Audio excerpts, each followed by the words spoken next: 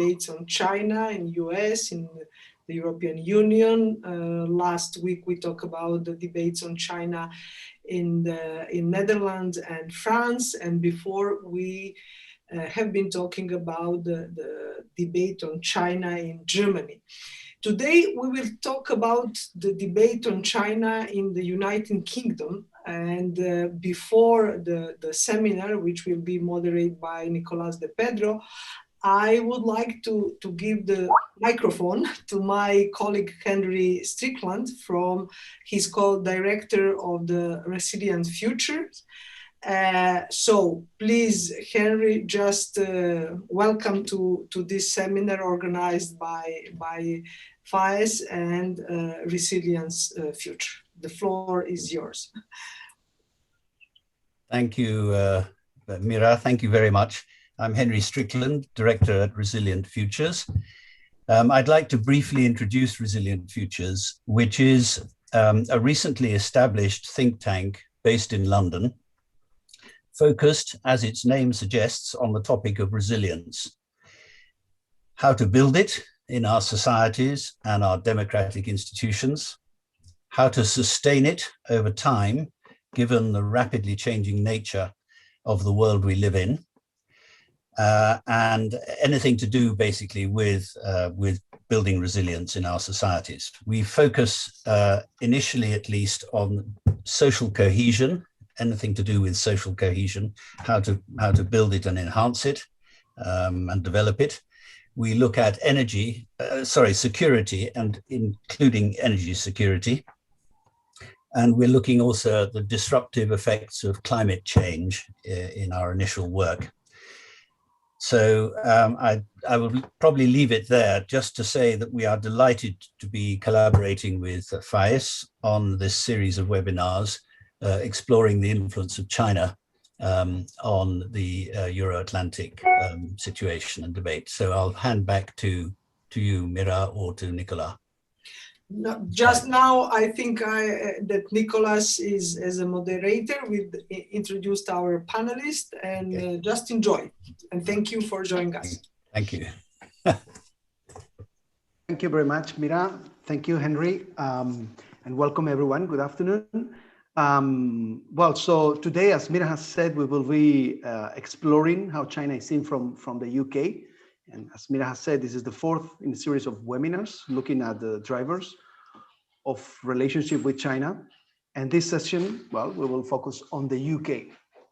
So, so now I'm delighted to introduce our two or perhaps three distinguished speakers today. First, we have Tom Tugendhat, who is the chair of the House of Commons Foreign Affairs Committee and chair as well of the Conservative Party China Research Group. We also have Dr. Alan Riley, who is Senior Fellow of the Atlantic Council and sits on the Advisory Committee of the Energy Community. Dr. Riley specializes in the EU and international commercial law, and he's the author of one book titled The Potemkin Dragon, China, a Danger to Itself and the World. And then perhaps later on, Edward Lucas, well known to everyone, longtime watcher of Russia, who is now, among many other affiliations, non-resident fellow, senior fellow at SIPA, will join us. He had a last-minute issue, so we are not sure. So with no further delay, well, we have, as you may see, three distinguished and excellent speakers to get an understanding, an idea of how the question of China is seen from the UK. And with no further delay, let me start with you, Tom. You are very active on the issue of China. I follow you on Twitter. You are very active on this issue, and the China Research Group is very active as well with its mailing list and all that. Perhaps you later on can explain us a little bit on that. So let me start with a big, broad picture to enlighten everyone. What's your take? What's your view on the UK-China relationship? Thank you. Over to you. Well, look, thank you very much. It's a pleasure to join you. And it's a particular pleasure actually to see Alan again. Alan is actually a very old friend who I don't see nearly enough of and haven't seen for over a year or so. So, well, that may be not so surprising. Of course, nobody's seen anybody for over a year. But which brings us on to the question of China. The reality is the relationship with the United Kingdom and China has suffered in recent years. Coronavirus is but one example. The reality is that the golden era that was spoken about in 2010, 11, 12 has come to a pretty juddering halt. There are various reasons for this, and the spread of COVID is only one. The real challenge that has presented itself is the way in which China has been reforming internally away from the direction that we all expected it to go. When China... Oh, so I think we have all lost Tom. No, he's back. Tom, yeah, you're back, but your mic is, you need to turn on your audio, you're mute. Sorry, the centre of London, so why should you expect a decent Wi-Fi connection? Since the golden era in 2000, the main thing that's changed is that the way in which most people expected China to develop has shifted. Under Chairman Xi since 2012, or really since 2015-16, the direction of travel has become quite different. We've seen, instead of the broad trend towards greater cooperation within the WTO, within the rules-based international order, not perfect application of the rules, of course, but you could probably say that about most countries.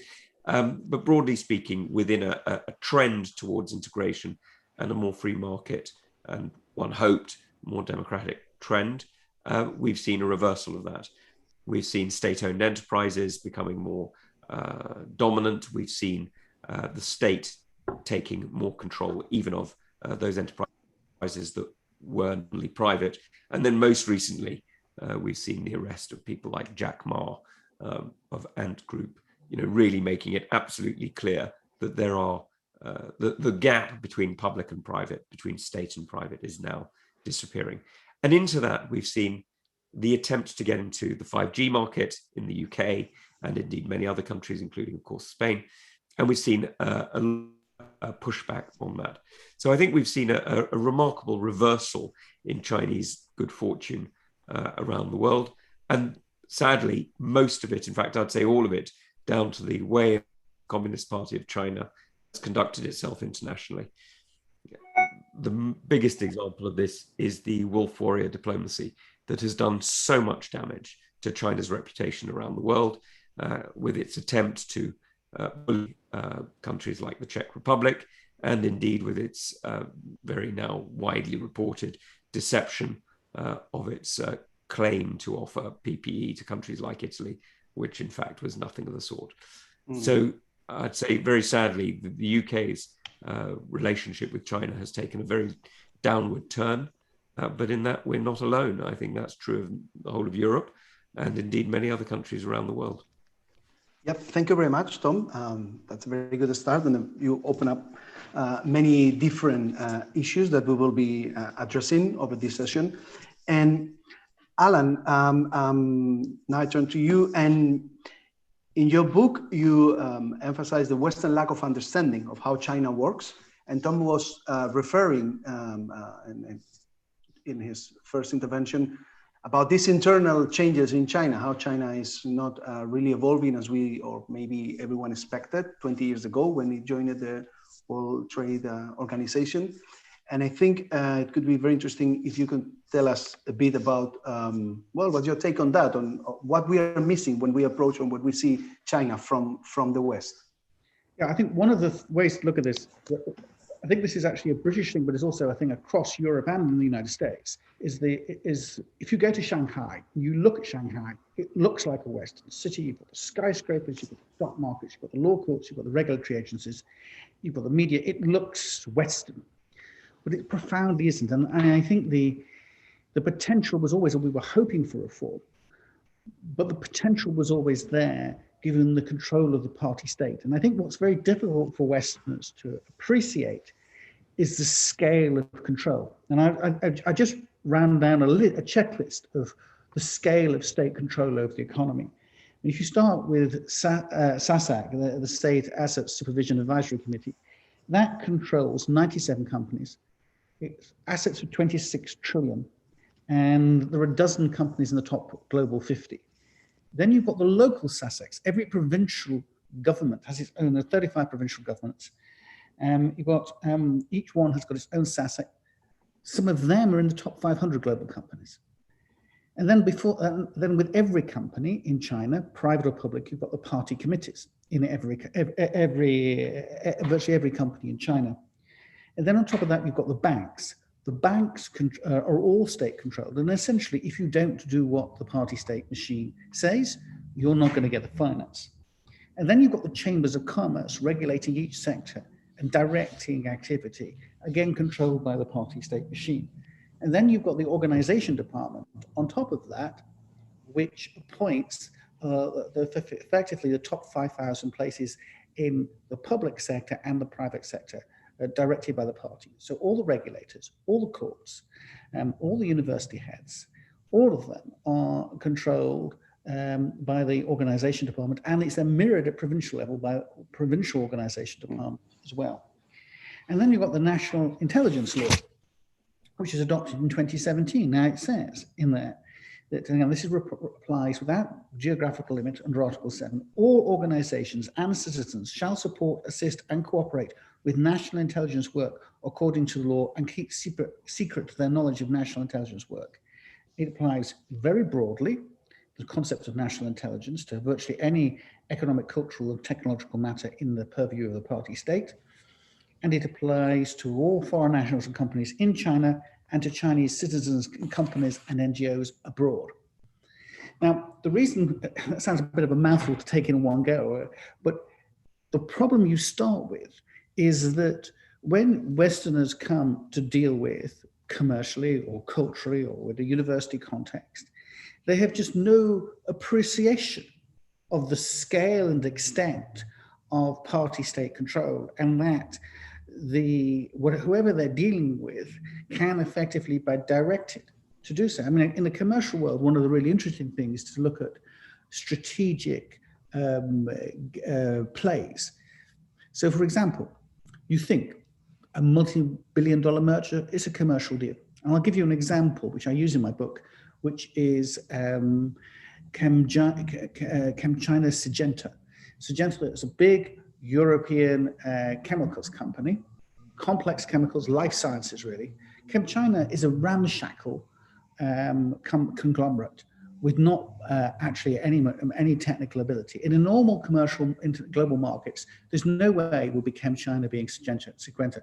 You may have said Syngenta might have actually bought ChemChina. Probably wouldn't have done because it would have been a rubbish asset. But ChemChina has also got $40 billion worth of debt on its books. But despite that, it can go and buy Syngenta. Why can it buy them? Because the Chinese party state banks can give them the 40 billion.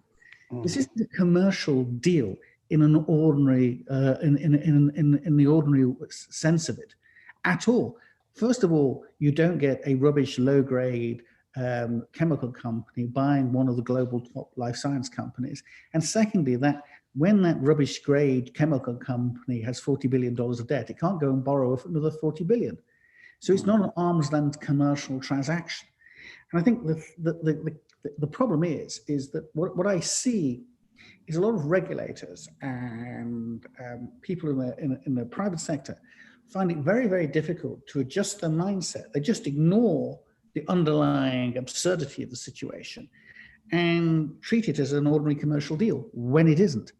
And equally, I see that in the universities, we're dealing with. I mean, I've seen myself universities talking about a lot of these deals, of doing opening up agreements and establishing premises in China, bringing students across with no sense of the security risks that flow from this. And security risks in terms of, if you like, the reputation, in terms of if you set up something in China, how far can you in any way comply with ordinary concepts of freedom of speech and academic freedom in your teaching, to providing access to high-level engineering, dual-use research facilities in your university.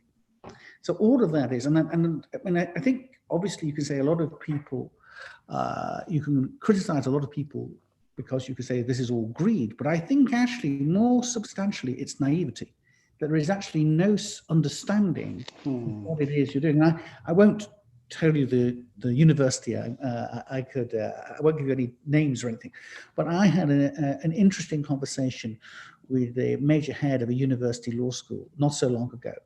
And I was trying to persuade him and his vice chancellor that perhaps it wasn't a good idea to go incredibly deeply into a Chinese relationship because of all of these range of risks. And you have to be careful about how you do it. It's not saying not to have relationships, but to really be very careful about what you're doing and actually try and diversify as far as possible. And even now, they found difficulty to get their heads around what the nature of the problems were. So that's, I don't want to go on too much to start with, but I think that's some of the, I think one of the really underlying issues is there is a kind of naivety about the nature of the Chinese party state and what that means in terms of your relationship with them and what they're capable and prepared to do. That's what I say. Yeah. Thank you very much, Alan. Very, very interesting. And as well, you open very interesting avenues for our conversation. Tom, Alan has been referring to this party system of control over the economy. So how do you see this in relation to Chinese investment in the UK? And perhaps you also can comment a bit on this comprehensive, the comprehensive investment agreement with the European Union that may have an impact as well in the UK companies. How do you see this question? It's interesting, isn't it? Because we've heard a lot of talk about Chinese investment in the UK, and it's certainly significant in terms of everything from nuclear power to schools, as we're learning today. So we are aware that there is significant Chinese investment, and much of it, is very welcome. I mean, money doesn't have an issue, if you see what I mean. It's as long as it pays an interest rate to the investor, most people are relatively relaxed about it. But what we're seeing with quite a lot of investment is slightly more problematic than that. And we're seeing it in terms of the way that Chinese investment is being used to undermine other relationships. If you look at, for example, the way that the Belt and Road Initiative is being used to leverage Italy away from European partners, you see that this isn't simply an investment or indeed a so-called international strategy like another, nor indeed is it simply a branding exercise, which is what quite a lot of people think of as the Belt and Road. And in many ways, they're correct. It's not much more than a branding exercise. But it is also an attempt to leverage countries apart in order to seek entries into what would otherwise be difficult groupings, like, for example, the European Union. Now, this is where it comes onto the CAI. I mean, it'll be interesting to see who ratifies it, because the challenge that the CAI has got is the same challenge that every other agreement has when it comes to the European Union, which is it not only requires the ratification of the European Parliament, of course, but of the member states in various different ways. And this is going to be very interesting because the human rights abuses that we have seen well documented across China, including a report only this weekend outlining the breaches of the Chinese state's violation of its deal with the Vatican, is going to pose problems for many countries who would otherwise have been supportive. So I remain to be convinced that the CAI will actually be signed, but we shall see. Okay. Let me ask you a follow-up question, Tom. You have said that, well, this investment is welcome. And of course, all European economies need investment. So it's difficult to prevent this or to try to block this. But do you think that some specific screening or approach should be put in place, or something to monitor, to I don't know, to assess the implications? Because as you have said, this is not only investments. It's not only they are not only searching necessarily for economic profit. So do you think that something must be done specifically about it?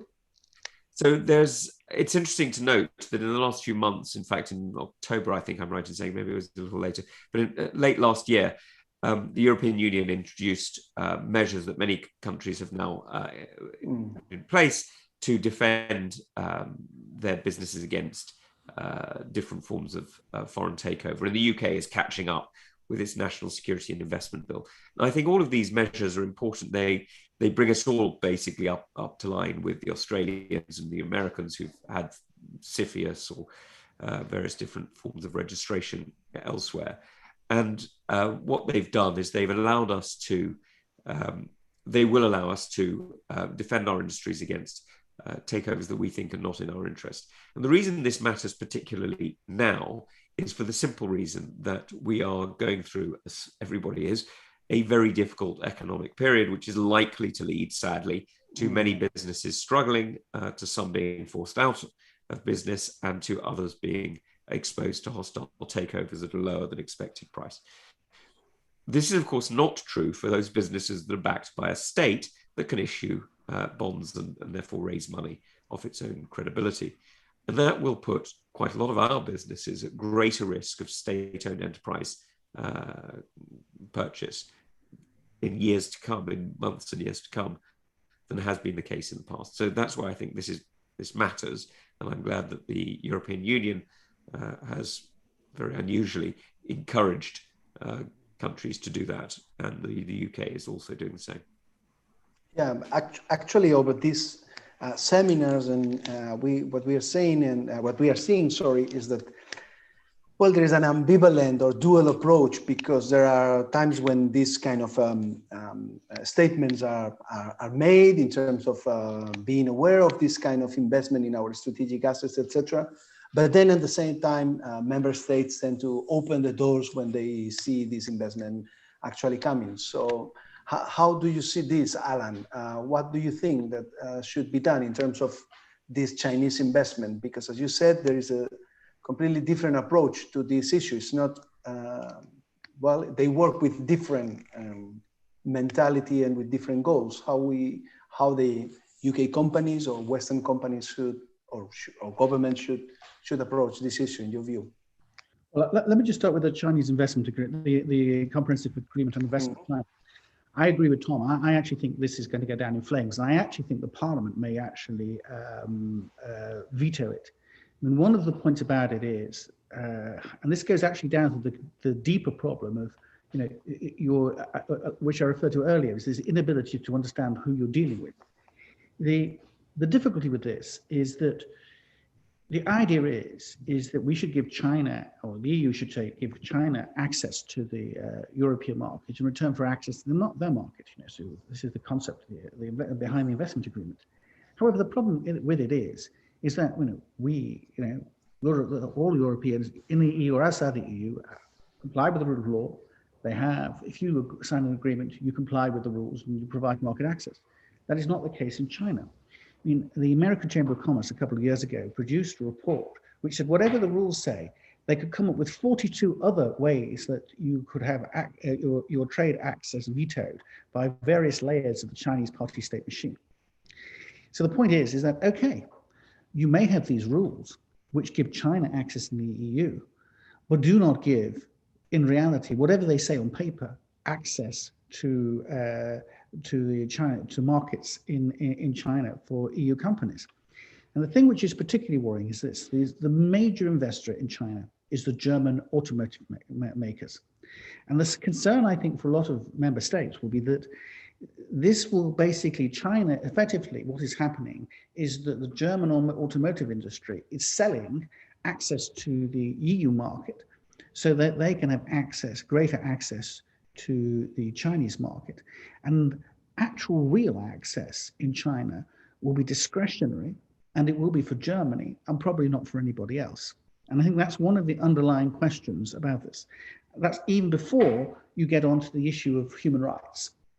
And I think there are a lot of questions there. I mean, one of the arguments I've used when discussing this with German officials is to say that they should actually be in favor of very tough human rights provisions, because the danger is otherwise you end up in a situation that, you know, a lot of companies like Volkswagen, BMW, for example, are relying on supply chains which are questionable, where you've got Uyghur, at least forced, if not slave labor, working in those supply chains. And if you need to protect yourself from damages, one of the questions I raised was whether or not they could actually be sued in the US under the Alien Tort Act. In fact, Cargill and Nestle are being sued in the US Supreme Court at the moment over people who were in forced labor slave chains, which were accessing into their products. So, you know, there are issues there, but I think all of those issues together, the human rights issues, the discretionary nature of the thing, the fact that really the deal is preferential for China, preferential to Germany only, I actually think creates a really serious issue with this for its viability as an agreement which will get through the European Parliament. The second thing, in relation to foreign investment, and I think that what the EU did with the EU Foreign Investment Screening Regulation, which came fully into force in October 2020, that actually is, I think, a first down payment to provide additional security. My suspicion is that the process of dealing with the issues surrounding the Comprehensive Investment Agreement and in relation to more and more evidence of Chinese entry into key strategic markets, particularly in energy, will result in the EU process being strengthened. I think one of the things I think you're going to see is a move to, even though it's only been in the book since October, is a strengthening of the EU system. And also, at the moment, I think only about 14 member states have got effective foreign investment screening regulations. I think all member states will have them. And they will be particularly focused on China for these reasons. The difficulty still is this inability of the states and the regulators to wholly understand who it is they're dealing with. Yeah, thank you very much, Alan. Sorry, I got distracted for a second because we are trying to connect. Edward is trying to connect. Let's see if we manage to do it technically. So, Tom, Alan has mentioned, and you as well, the question of human rights, and you both refer specifically to the Uyghurs. But I must confess that I'm very happy that the Uyghur issue is now, well, somehow very much in part of our discussions. I visited Xinjiang in 2007 or 8. And it was a completely unknown issue in the West, and it remained so for a number of years. So it's good that this is coming into the spotlight. But my question, Tom, would be, how do you think that this issue should be approached? Because,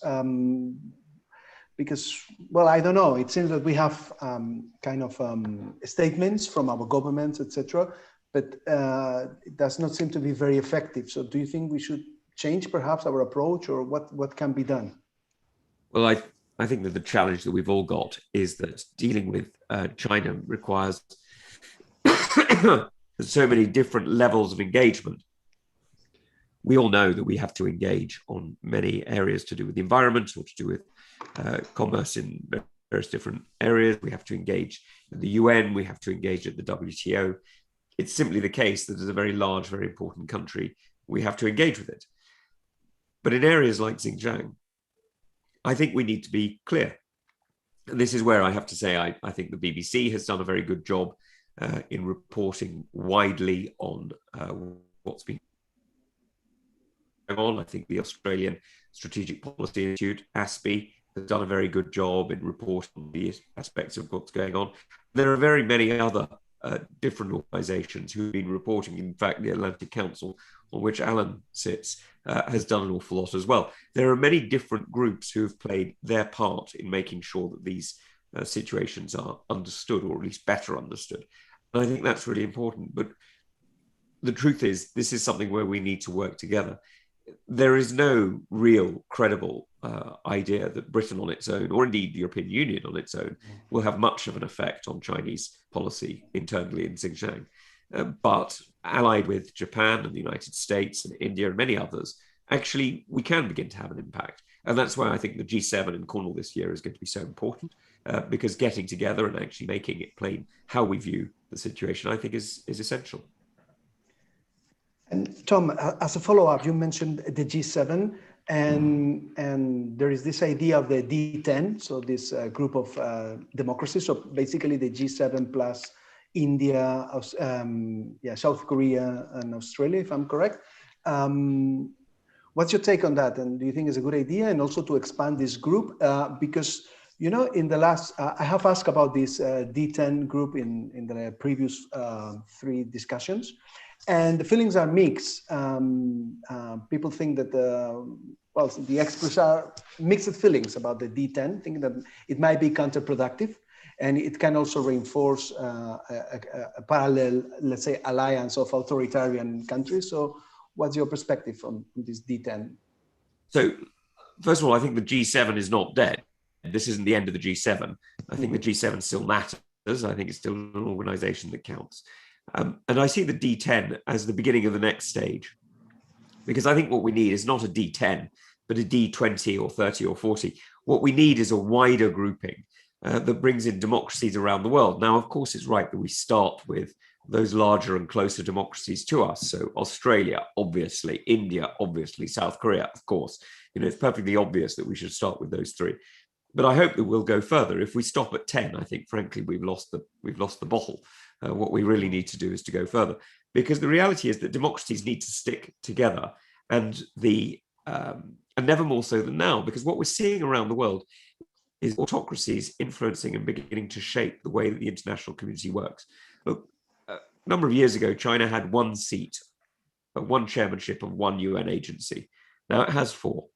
It also has partners and friendly states to it who host others. Which hold the chair of others. And this is a challenge, because actually what we're seeing the way in which the international community has traditionally behaved, partnerships, understanding, if you like, the Westphalian principle of the nation state, ideas of sovereignty, of independence, of state control and of privacy, you know, that we have traditionally shared. We've seen time and again that these have been reinforced by the UN, by UN agencies. That is less so today. And we're seeing that suggestions going forward by, for example, the International Telecoms Union have been challenging to those of us who believe in a decentralized network rather than a centralized one.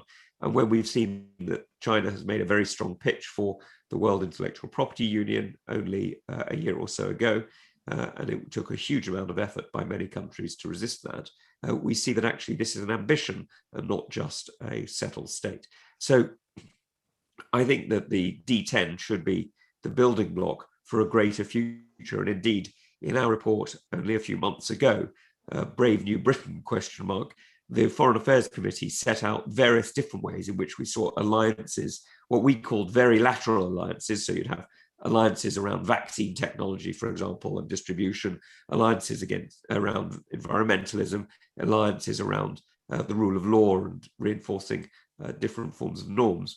I think we should be seeing different ways of doing that. So not just a D10 or 20 or 30, but also an E10, also a V10, also a T10, and so on.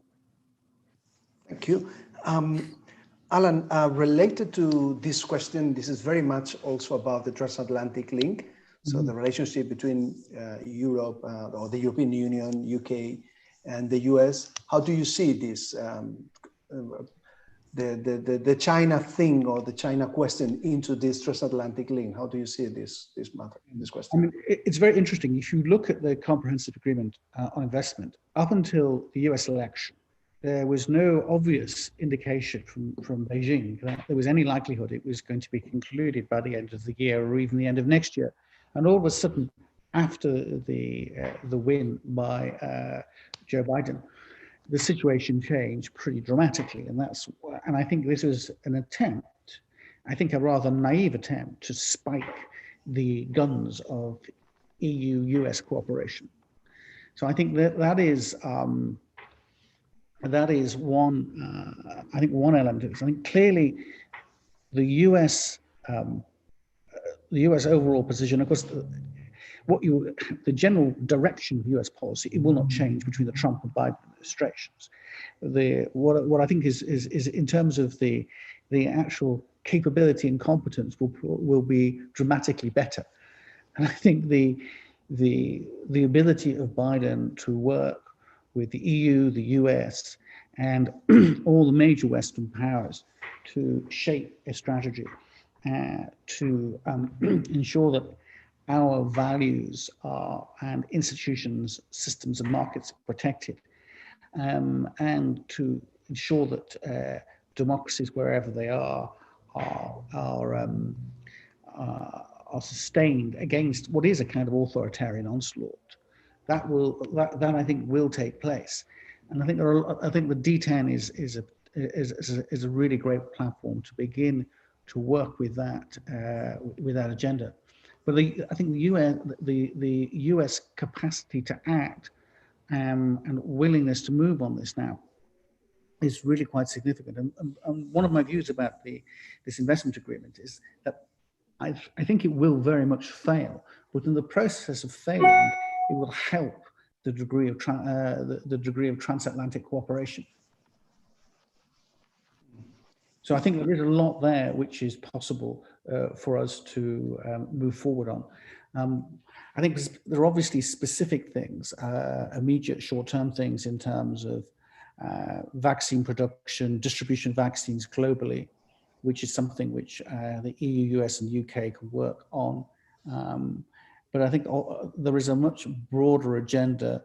I think one of the issues which I think flows from the EU first rule and the National Security and Investment Bill in the UK is whether or not we can actually get a degree of EU, US, UK cooperation on some common standards for some of these big global deals. Because I think there is a danger with the foreign investment regimes that we've got, is that China will some degree to try and play us off one against the other. So having a common understanding and a common approach can really work. And particularly if we're looking at protecting different sectors and from particularly strategic sectors, and having a similar approach. One of the examples I give you is in the China case, which is a good example of this, is why did the Chinese go for one of the European life sciences firms rather than one of the Americans? The answer is that because of the existing CFIUS foreign investment regime, it was much easier to go for one of the European firms than to try and face off Congress on trying to take over one of the big US pharmaceutical companies. So the issue about having a common standards or at least minimum standards which ensure a degree of protection, because the point about it is that taking, say, a European company over gives China not just leverage against in Europe, it also gives China leverage against the US. And one of the concerns in that particular case was that you would have a situation that once you've got hold of Syngenta, you could significantly, you could close off the Chinese market to all other pharmaceutical companies and increase your profitability and grow a very, very large and more powerful company and gain competitive advantage against the rest of the world. I mean, that's an example of the Chinese party state playing effectively a degree of regulatory leverage against us, because some people are defending themselves and taking steps and others are not. So, I mean, that I think is a good example of the sort of thing where we can take steps to protect ourselves, and creating a common, I feel like at least a common minimum standard is a way forward.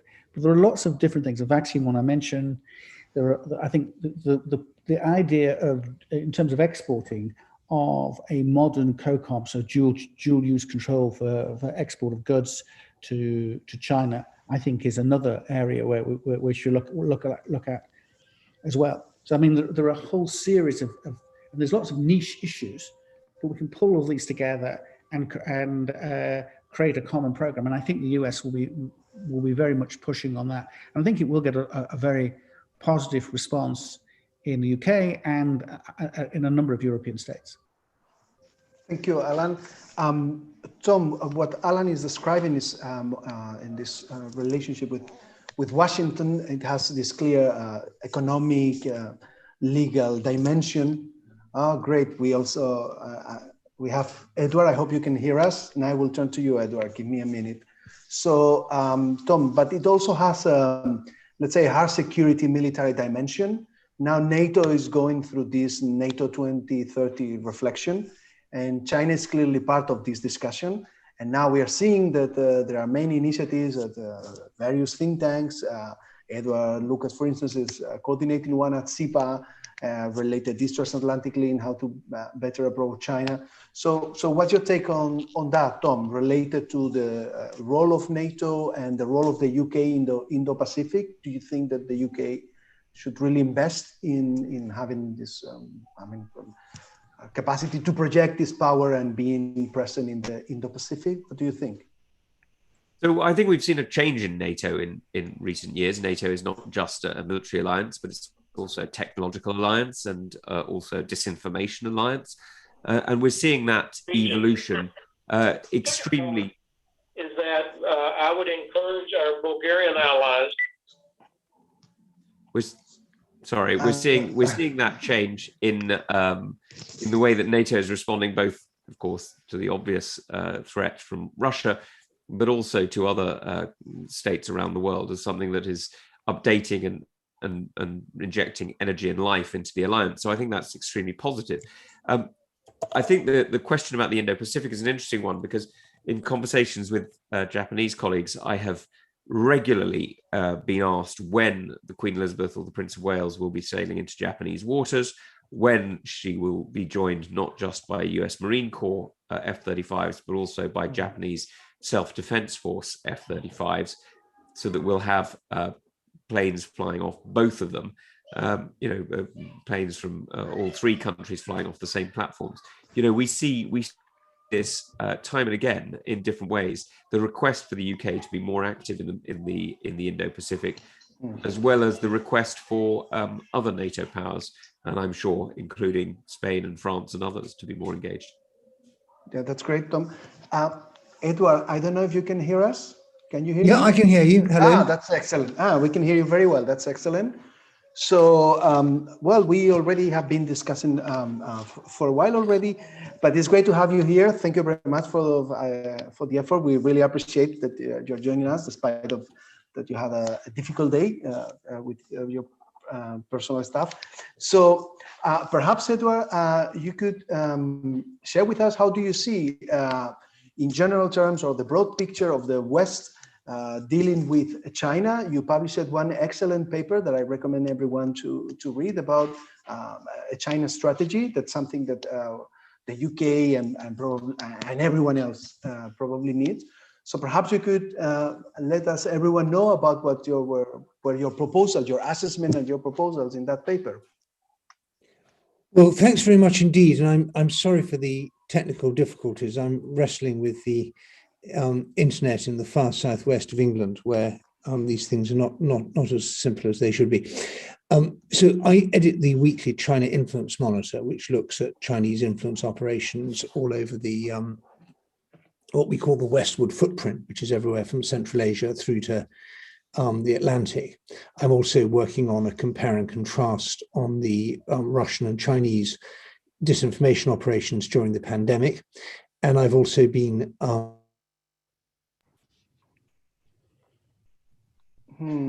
think we have lost Edward. I'm sorry. Yeah, you're back. Yeah, you're back. Yeah, you're back. Please go ahead. Carry on. No. Sorry. Yeah, you are back. Let's see if this is the good one. Where was I? Yes, and also a compare and contrast of Russian cooperation and competition on in Central Asia and Eastern Europe, because the Chinese are obviously eating the Russians' lunch to some extent in both places. I think the most important thing is the Chinese overreach, that the Chinese Communist Party was basically pretty successful until about 2012. And then they got impatient and greedy. And now they're getting pushback. We see that in countries like Sweden, which is upset about the wolf warrior diplomacy of the Chinese embassy there. And in the Baltic states, the Lithuanians didn't appreciate having their ambassador hauled in at 1:45 to the Chinese foreign ministry to be browbeaten about Lithuania's refusal to send its president to the 17+1. Even countries like Switzerland, which are not particularly vigorous on this front, are worried about things that are going on there. So all over the place, you see a kind of Chinese pushback. And I think the result of it, we want to do things. And so, for example, the Czech Senate Speaker led a delegation to Taiwan, which the Chinese thundered about and said this was going to be absolutely terrible and the Czech Republic would pay a huge price for it. In fact, they've paid no price at all. And the result was to create space for other people to do things with Taiwan as well. So we now see the new Lithuanian government is keen to open an office in Taipei, which won't be a diplomatic embassy, but it will still be an office. So I think that we have a chance to exploit the Chinese overreach. And the more this sort of hegemonic discourse control, where they think that any discussion of China anywhere in the world is their business and they have a right to veto it, is tremendously successful if it works, but it's also tremendously vulnerable to resistance, and just small acts of courage and resistance can make the whole thing look very ineffective.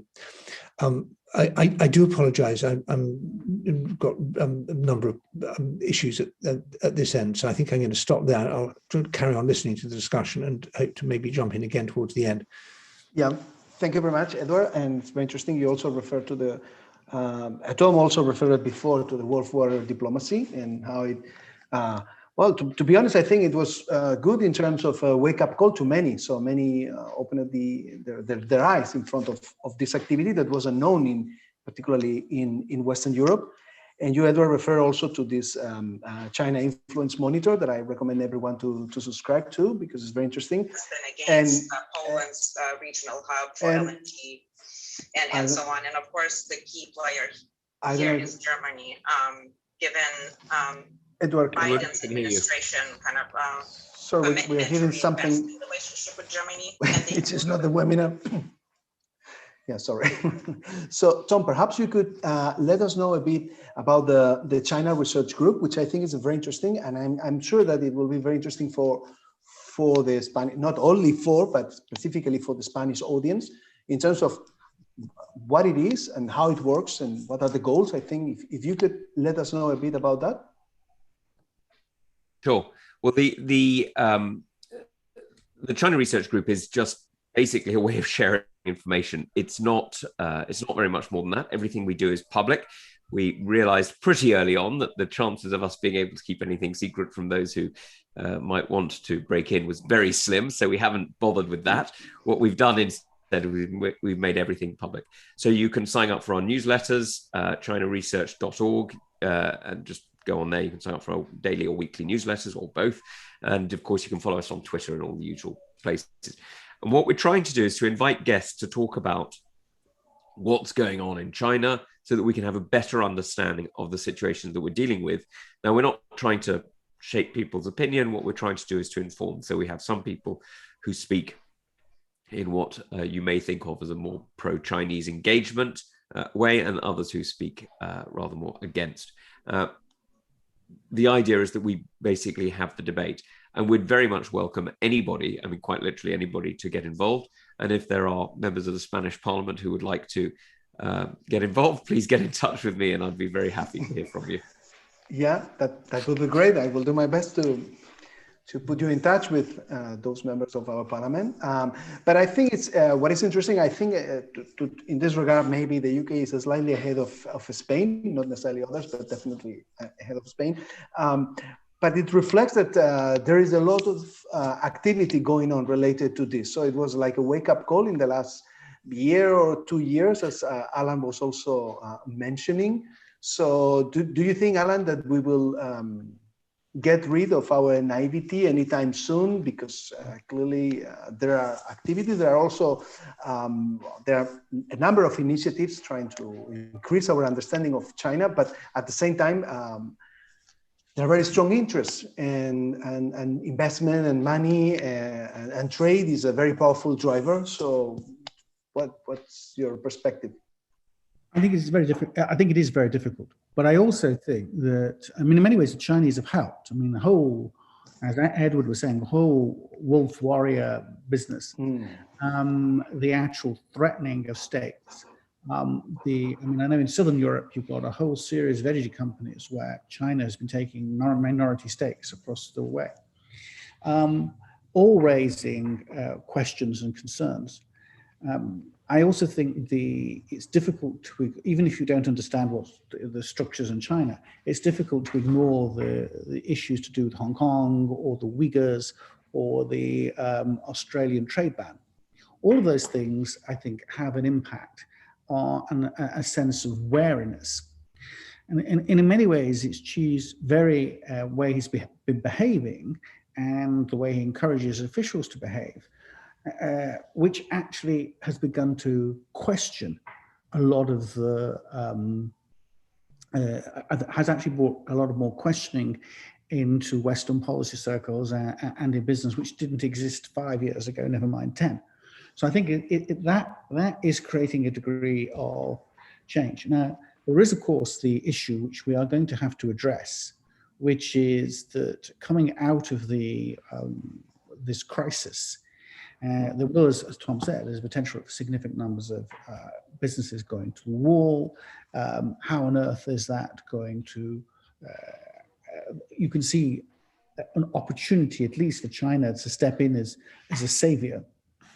And so, I mean, one of the issues, I think, which is going to affect, I think, both the British government and EU governments, is the extent to which you are going to, how far do we need a general stimulus support program to take us out of the recession, but also, which will come, but also, will we have to look at key sectors which cannot fall into the hands of China, and do we have to take steps to protect them come what may, so that if the Chinese put in a higher offer, then we will have to be prepared to find somebody, or if necessary, as a line of last resort, the state itself will have to come in.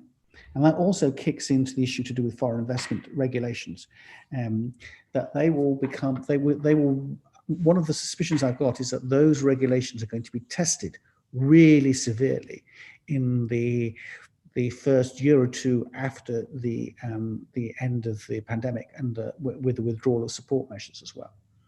So that's something which I think we're going to face quite significantly. And one of the issues I think which governments can do is to actually, I mean, it would be possible even now, say for the Treasury, UK Treasury, to undertake an assessment of sectors which are on companies which are vulnerable and are key, and think about, before we get to a situation where we actually have a real problem with these companies going to the wall, that we've got some way of thinking about what are we going to do. Are they going to be rescued? Can they be merged with somebody else? Does the state have to provide support? What can be done? Because the problem will be is that once we withdraw the support measures, and these companies essentially are on their own, we are going to have a problem in lots of sectors, and we're not going to be able to have the time and the space to be able to deal with this. So I think that's one of the issues which we should be actually looking at now, as a mixture of an economic recovery measure and an economic national security measure as well. Yep. Thank you very much, Alan. And this reflects, I think, very well this kind of very serious dilemmas that we will have, we will face in the very short term. And actually, the very few questions that we have on the chat are related as well to this. So there is someone asking, what Chinese products can we survive without? And I think that's related to all that we are discussing today. I don't know if Edward is still connected. Can someone please let me know? Edward, I don't know.